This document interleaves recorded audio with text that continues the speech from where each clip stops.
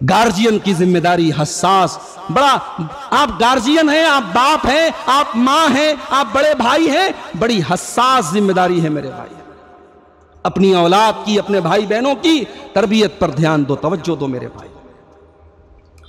इन 20 बच्चों को जो आज 45 दिन लगातार नमाजी बने हैं, मैं बड़े यकीन के साथ एक बात कहना चाहता हूं आपसे, ये माशाअल्लाह इनको इनाम मिलेगा, शील्ड मिलेगी, लेकिन अगर कल इन्हीं बच्चों के घर में इनके मां बाप ने नमाज के मामले में लापरवाही की, इनके घर में अगर नमाज छोड़ने पर इनको टोका न गया, ये 45 दिन की लगातार की जाने वाली मेहनत बेकार हो जाएगी मेरे भाई।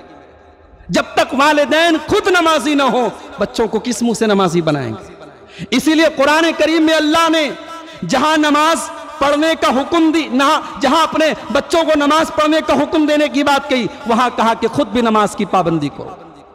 वअमुर अहलका बिस्सलाति वस्तबिर अलैहा, अपने बच्चों को, अपने परिवार को नमाज का हुक्म दो और खुद भी नमाज की पाबंदी करो।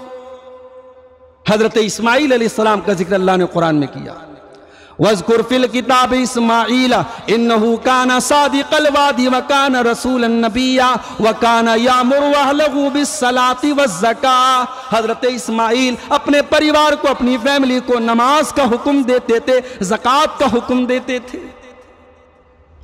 माहौल ऐसा हो मेरे भाई, मां मुसल्ले पर खड़ी हो तो बेटियां ऑटोमेटिक वजू बनाने के लिए तैयार हो जाएं कि अभी हमने नमाज नहीं पढ़ा तो मां डांटेगी।